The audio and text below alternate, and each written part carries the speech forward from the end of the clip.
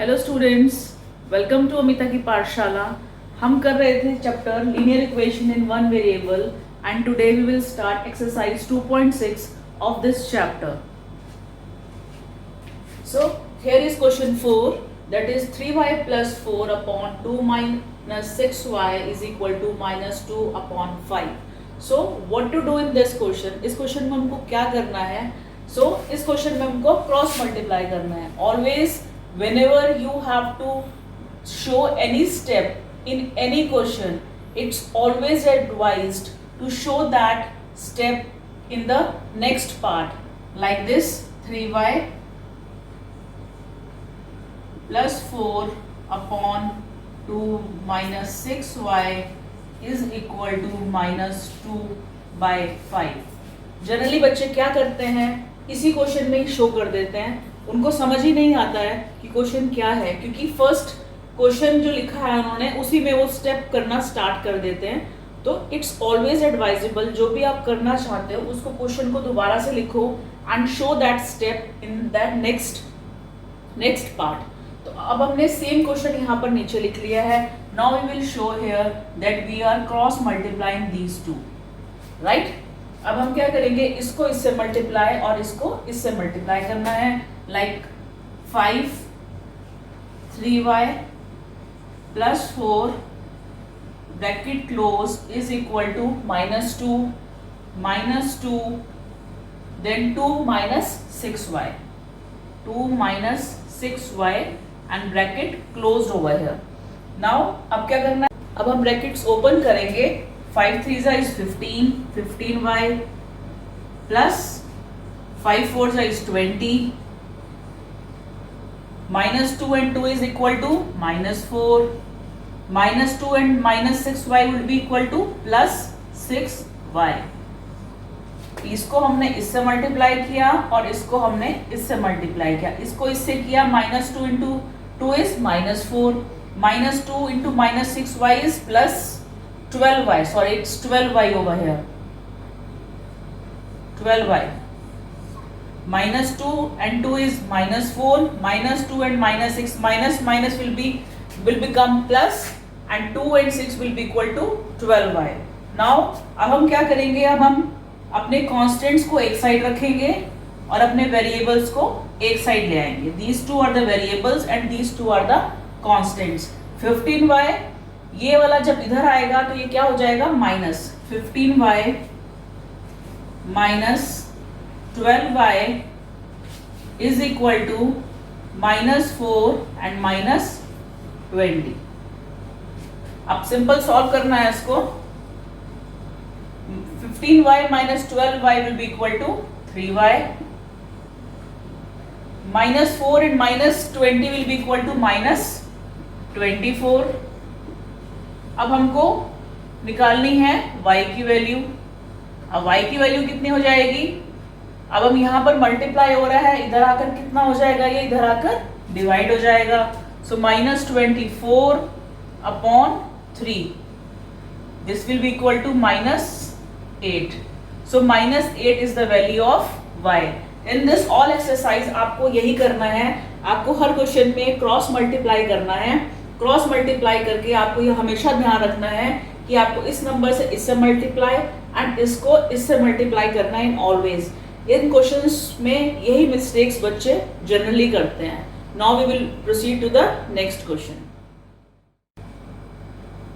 Now we are going to start question 6 of exercise 2.6. What is there in this question? The ages of Hari and Harry are in the ratio of 5:7. 4 years from now, the ratio of their ages will be 3:4. Find their present ages. तो इसमें क्या है कि जो हरी और Harry, इनकी जो ratio है, एजेस की जो रेशो है, दैट इज 5:7। आज से 4 साल बाद, यानी इस एज के 4 साल बाद जो इनकी एजेस की रेशो जो हो जाएगी वो हो जाएगी 3:4। तो आपको उनकी प्रेजेंट एजेस निकालनी है। So for that what will you do, जो हम अभी तक करते आए हैं, हम क्या करेंगे, सपोज करेंगे, हम लेट करेंगे कि जो इनकी एजेस है हरी और हैरी की वो कितनी है, 5x and 7x respectively. Means कि हरी की है 5x और हैरी की है 7x। So let the present ages of Hari and Harry is equal to 5x and 7x. 5x and 7x respectively. This is respectively. We can write short form like this कि हरी की जो है वो 5x है और Harry की जो है 7x है. अब नेक्स्ट क्या करना है, 4 years from now, मतलब इस एज के 4 साल के बाद उनकी जो रेशो है जिसकी वो 3:4 हो जाएगी. तो 4 years from now, 4 years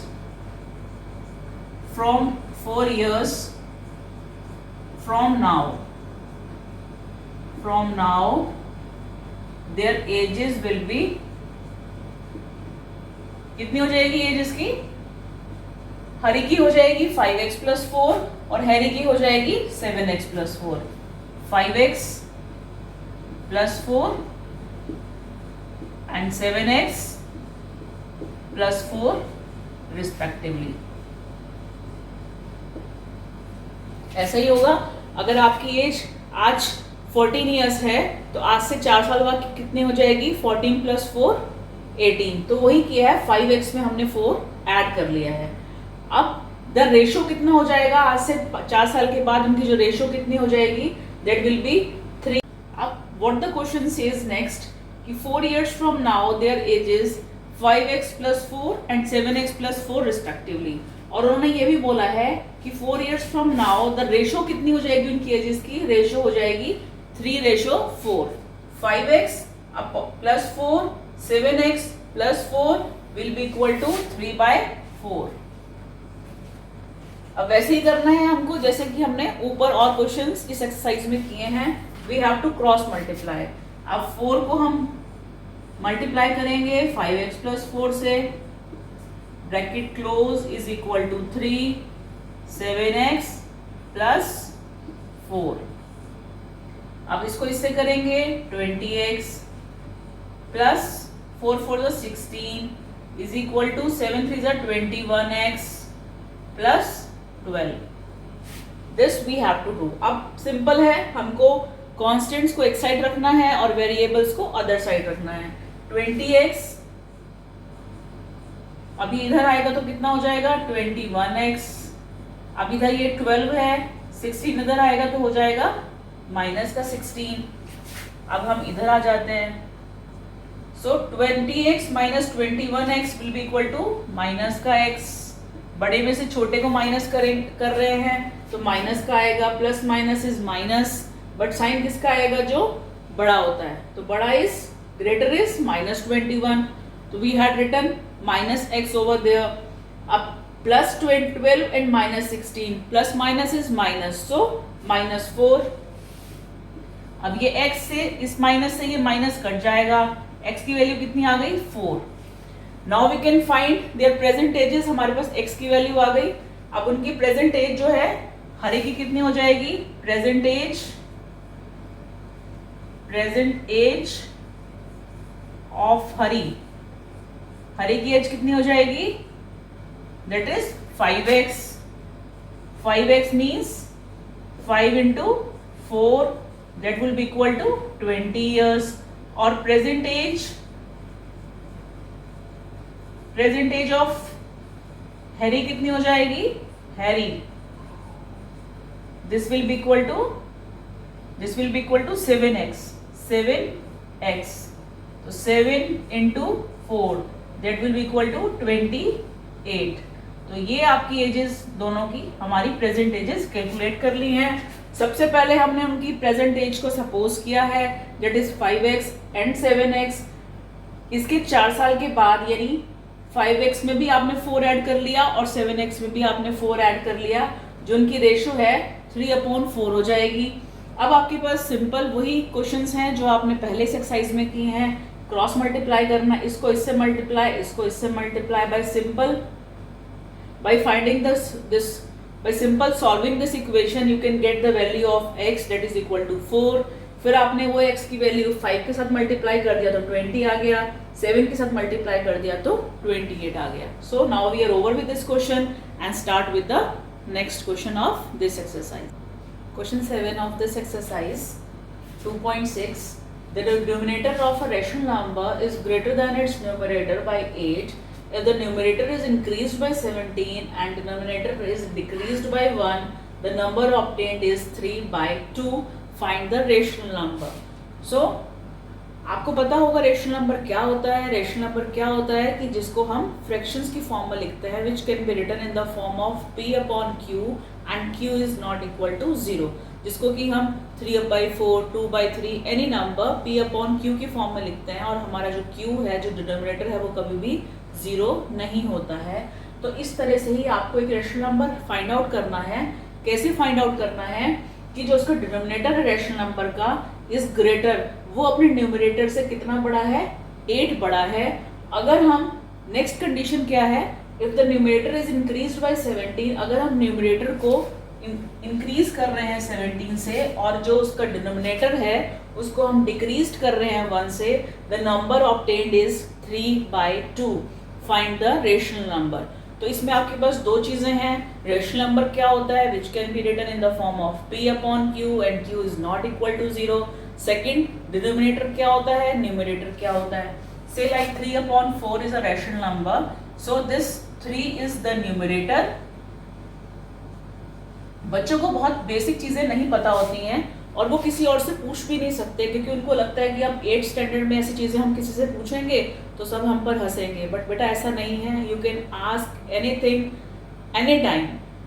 उससे क्या होता है कि आप इजीली कोई चीज कर सकते हैं. अब आपको पता ही नहीं है रेशनल नंबर क्या होता है, आपको ये नहीं पता न्यूमरेटर डिनोमिनेटर क्या होता है, तो आप इस क्वेश्चन को नहीं कर पाएंगे. इट्स वेरी क्लियर कि आपको कोई चीज भी समझ में नहीं आ रही है, आप उसको पूछ सकते हैं without any hesitation. At least you can ask from me.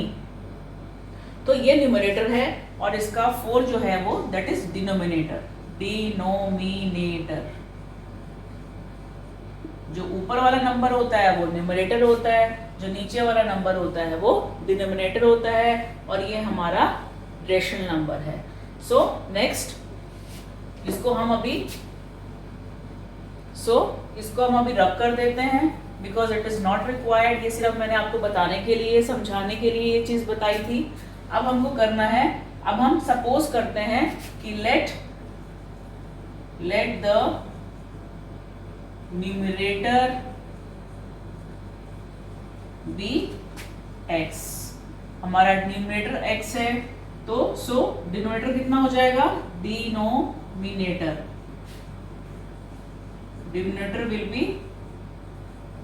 अब उन्होंने आपको बताया है कि जो न्यूमरेटर है डिनोमिनेटर उससे 8 ज्यादा है, तो हमने न्यूमरेटर माना यहाँ पर x, तो हमारा डिनोमिनेटर कितना हो जाएगा, x plus 8. Like this. The next condition क्या है, if the numerator is increased by 17. तो जैसे जैसे आपको क्वेश्चन बोलता जा रहा है वैसे वैसे आप करते जाइए, तो आप एक इक्वेशन फ्रेम कर लेंगे और उस इक्वेशन को आपको सॉल्व करना है. ये इस एक्सरसाइज में करना है. This chapter is very easy. बस थोड़े से बेसिक कंसेप्ट्स हैं जो आपको समझ में आ जाने चाहिए. उसके बाद इस चैप्टर में कुछ भी मुश्किल नहीं है. इनफैक्ट आई कैन से कि this chapter is very interesting. ये हो गया आपके पास. If the numerator is increased by 17. अब न्यूमरेटर हमारे पास ये है, इसको हमने इंक्रीज कर लिया 17 और यहाँ पर हम लिखेंगे a t q according to question. x plus 17 and the denominator is decreased by 1. अब डिनोमिनेटर हमारे पास ये है, इसको हमने क्या कर दिया है, डिक्रीज कर दिया है. डिक्रीज मतलब माइनस कर दिया है, कम कर दिया है, उसको लेस कर दिया है. तो जो हमारे पास अब नंबर हमने ऑब्टेन किया है दैट इज 3/2. तो ये हमने यहाँ पर लिख दिया. अब हम सिंपल इसको सॉल्व करेंगे. यही आपका मुश्किल स्टेप था, मुश्किल स्टेप कह सकते हैं, या समझने वाला स्टेप यही था. बाकी तो आप जो सब कुछ करते आ रहे हैं वही आपको यहाँ पर भी करना है. So this is simple. इसमें और कुछ सोल्यूशन नहीं हो सकता. तो right the same over here. अब इसमें x plus 8 minus 1, तो इसमें आप कर सकते हो plus minus is minus but sign बढ़ेगा लगेगा, x plus 7 is equal to 3/2। अब सिंपल इसमें क्या करना है, yes very correct, cross multiply करना है, इसको इससे और इसको इससे, इसको इससे करेंगे 2x plus 17 is equal to 3x plus 7। Generally क्या होता है कि बच्चे डायरेक्टली भी सॉल्व कर लेते हैं, वो भी गलत नहीं है, बट अगर हम इस तरह से लिखते हैं तो हमारे जो मिस्टेक्स होने के चांसेस होते हैं वो बहुत कम रहते हैं। तो अब हम इसको सॉल्व करेंगे, दैट इज 2 को x से करेंगे तो 2x, 17 2 is 34, 3 into x is 3x and 7 3 is 21। अब हम आ जाएंगे इधर ऊपर। अब हम क्या करेंगे, कांस्टेंट्स को एक साइड लेकर जाएंगे और वेरिएबल्स को वन साइड पर। अब 2x minus 3x, 2x minus 3x is equal to क्या है 21 माइनस 34, 21 माइनस 34।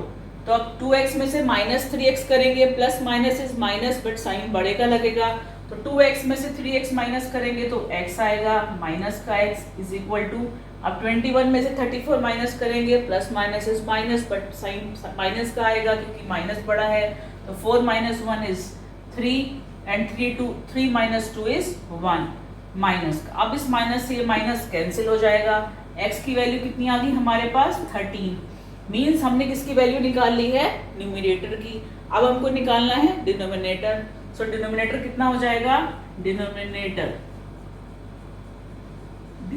कितना हो जाएगा हमारे पास, कितना था डिनोमिनेटर हमारे पास x प्लस 8, x की वैल्यू आई 13 plus 8 that will be equal to 21। तो हमारा जो रेशनल नंबर है वो कितना बना है, रेशनल नंबर कितना था हमारे पास, x upon x plus 8, x upon x plus 8। अब x की वैल्यू आई हमारे पास 13 और डिनोमिनेटर की वैल्यू आई हमारे पास 21।